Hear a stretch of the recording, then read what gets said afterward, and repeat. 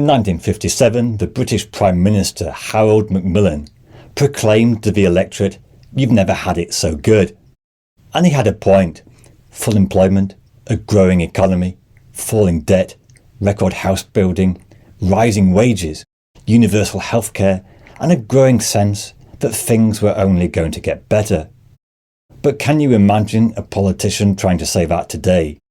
We live in an era of economic misery, an economy that stopped growing, falling real wages, a housing crisis, record homelessness, 7 million on waiting lists, whilst the nation's health deteriorates. But do we underestimate how bad things are now? And do we underestimate how much progress we've made in the past 50 years? If we look at economic statistics, there's no doubt real GDP per capita has increased 300% since 1955. That means that in theory, average incomes should be at least 3 times higher than in the past.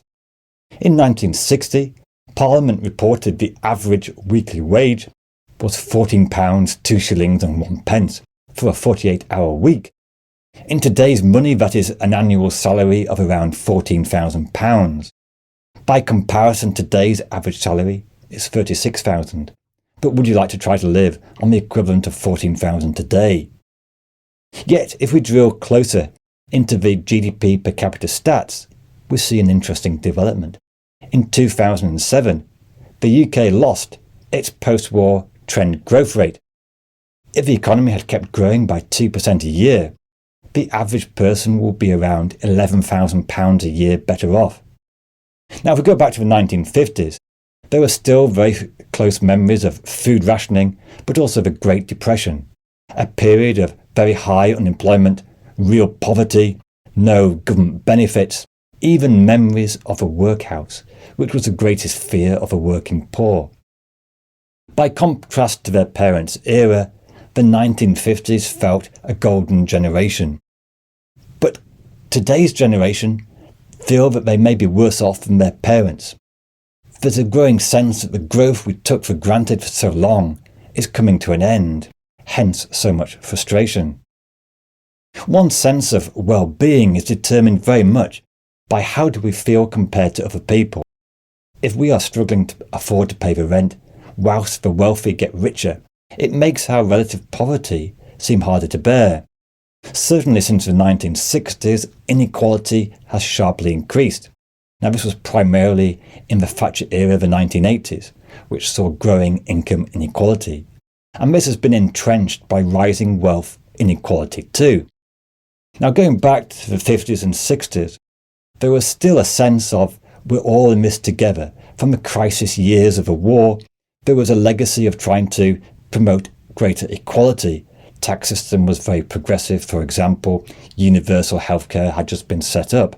By contrast, in recent years, austerity has seen a squeezing of many benefits for low-income people. Low-paid jobs has led to some of the highest poverty levels on record. However, it would be a mistake to think of the 50s and 60s as a golden era of prosperity. It was deeply misleading. Even in the 1960s, the UK still had significant levels of slum housing and real poverty. Many households still didn't have central heating, but struggled to make ends meet and keep warm.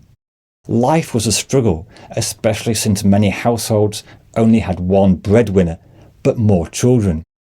It's more expensive to bring up children today, but we do tend to have far fewer children than in the past. Housing was relatively cheaper in the 60s, but homelessness was still a real problem.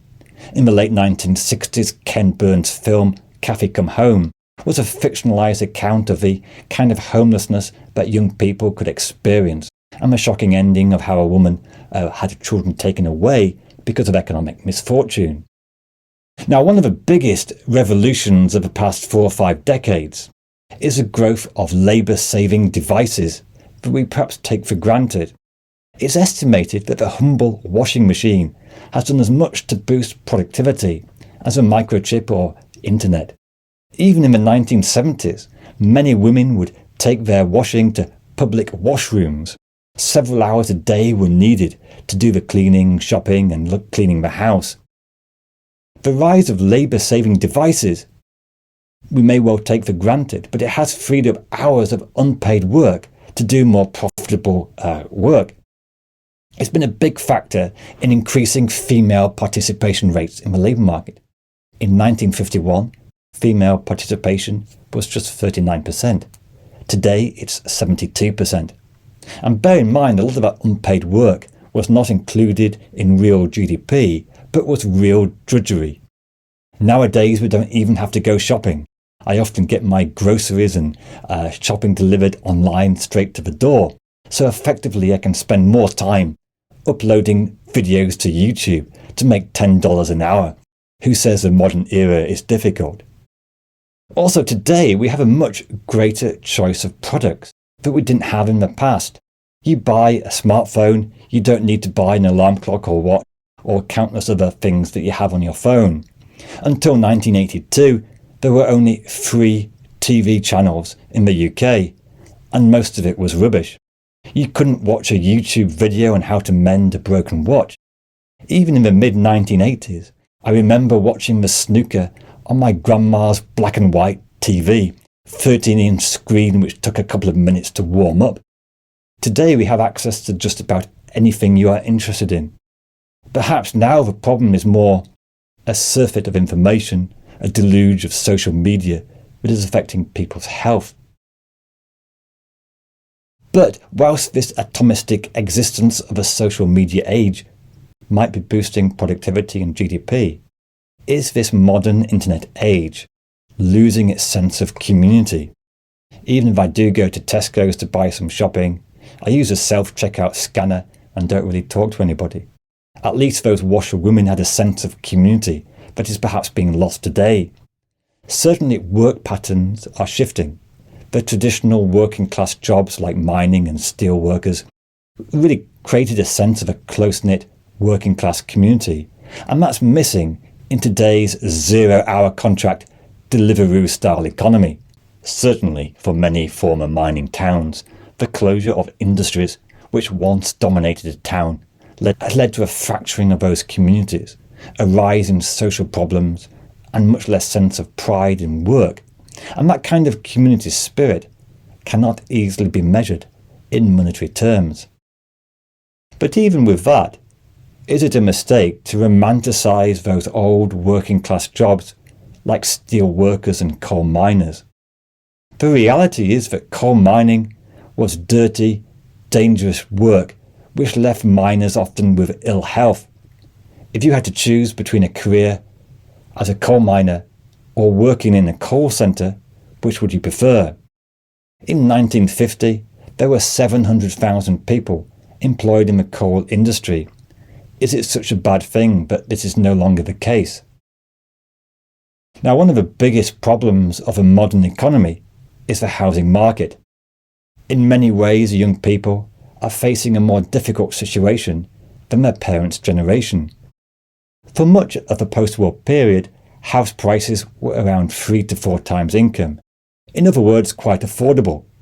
Even workers on modest salaries could afford to put down a deposit and get a mortgage. Household budgets were definitely tight, but the ability to buy your own house is a huge economic, social and psychological advantage. The problem for many young people, and some old people as well, is that the housing market is increasingly out of reach. House prices 8 times income is unrealistic unless you are a very high income earner or you have wealthy parents who can help you to buy. And it's not just this effect on living standards that housing has, but also the perceived unfairness. Buying a house increasingly comes down to whether your parents have wealth and can help you. The home buying meritocracy of a post-war period has been lost. The situation is even more grim for low-income households who used to have access to more social housing, but despite a rising population, the number of council housing has gone down.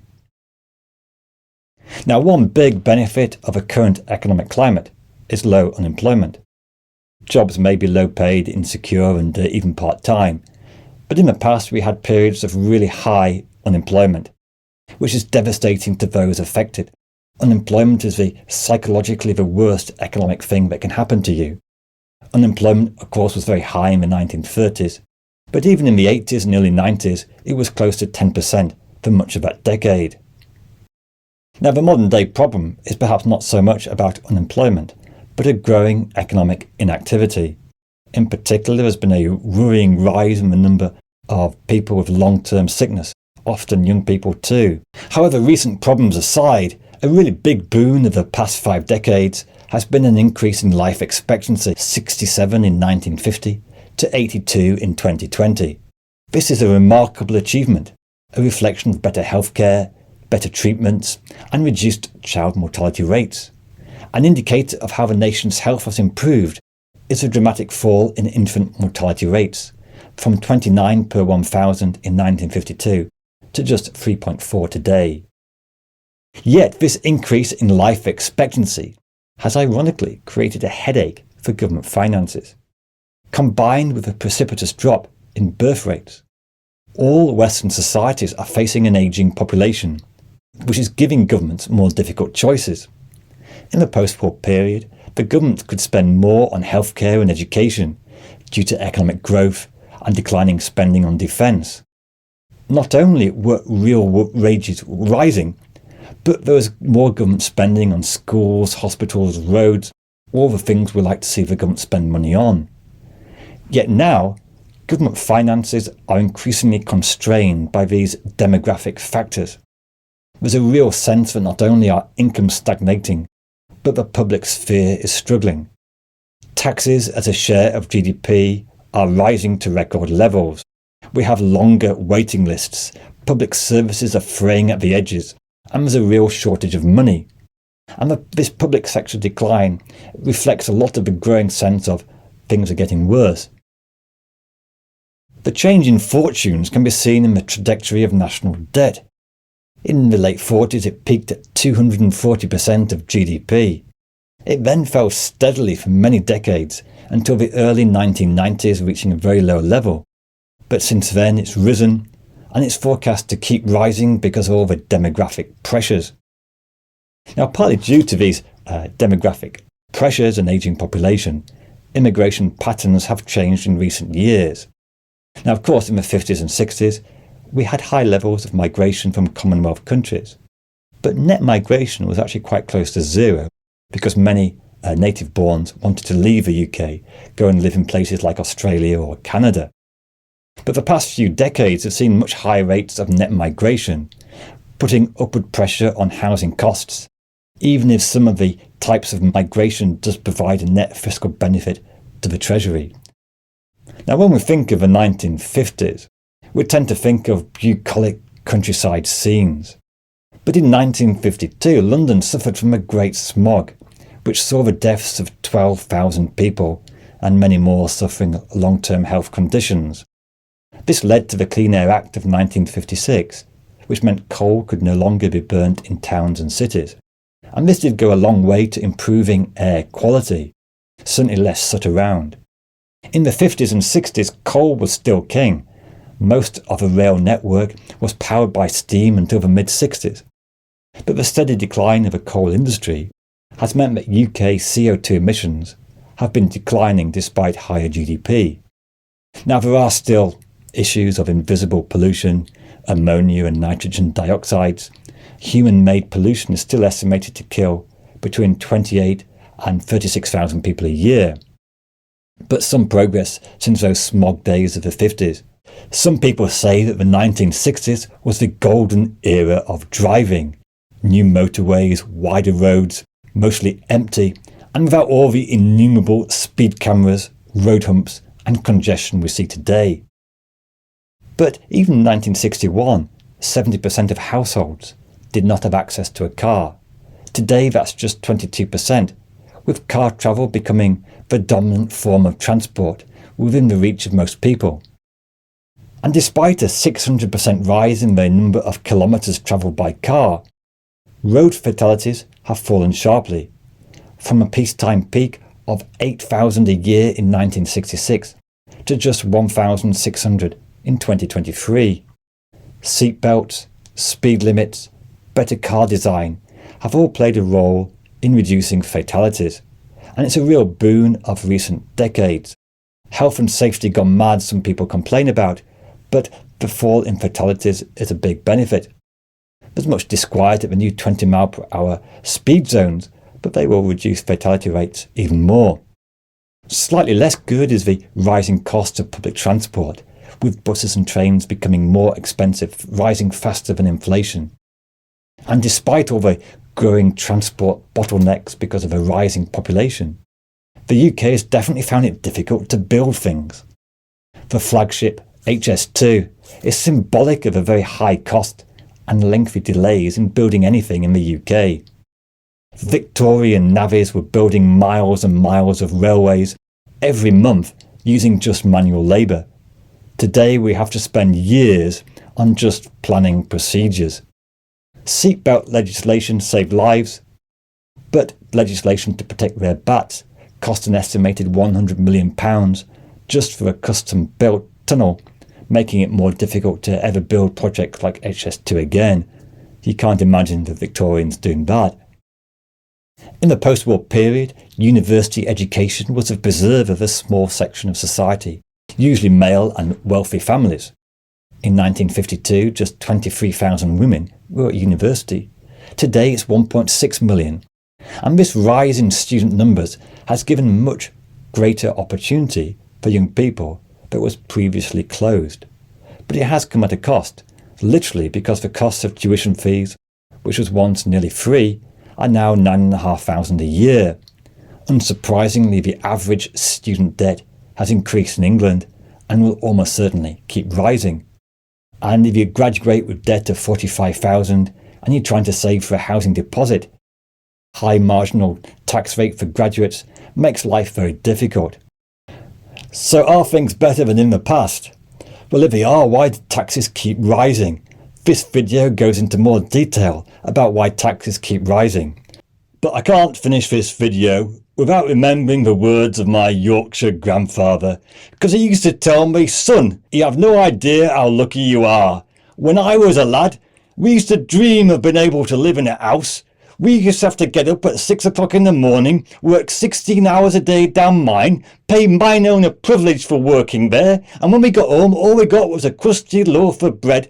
Holiday? We used to dream of a holiday. Holiday for us was having a day in the park. And you try and tell that to young people nowadays, they won't believe you."